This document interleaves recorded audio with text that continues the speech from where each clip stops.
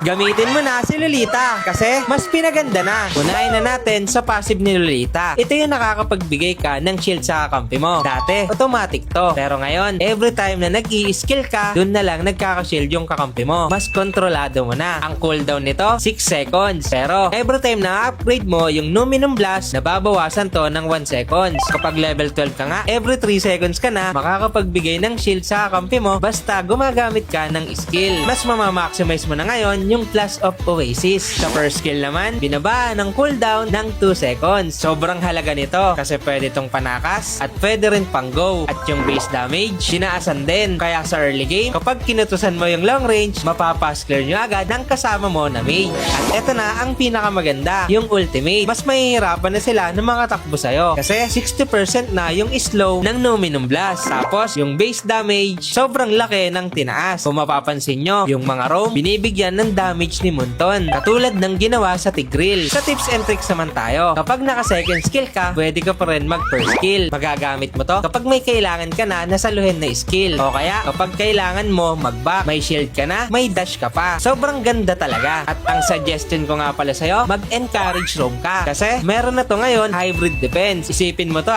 yung shield mo, tapos hybrid defense. Ang kunat nyo sa team fight. At mas maganda nga pala si Lolita kapag may kalaban ka na Chang'e, Lunox, at Imi. Sobrang mabubosit kasi sa'yo. Kaya mong ibalik yung mga skill nila na binabato. Tapos sa marksman naman, kapag may nakita kang carry, Bea, 1-1, advantage na kapag gagamitin mo si Lolita. Mahihirapan silang na normal at mahihirapan sila gumamit ng ulti. Mabobosit mo talaga. Ang magandang item pala kay Lolita ay CD Boots para makapag-spam ka ng first skill at second skill mo. Tapos, encourage. Ang isunod mo, Oracle. Para magka-additional ka na shield. Physical and magic depth mo na din. Tapos, saka ka mag-Plus of the Oasis para mas makapagbigay ka ng sustain sa kakampi mo. Dominance Ice, Radiant, at Immortality. Ang emblem naman na gagamitin mo ay Support Emblem para may healing effect na makakapag-maximize sa buo mong Plus of Oasis. Tapos, pull yourself together. At sumunod, Concussive Blast para mas makatulong ka na mapibilis ang pag-clear nyo sa mid. At yun lang, sana mag-win streak ka gamit ang Lolita. Sana may natutunan kayo. Sana makatulong.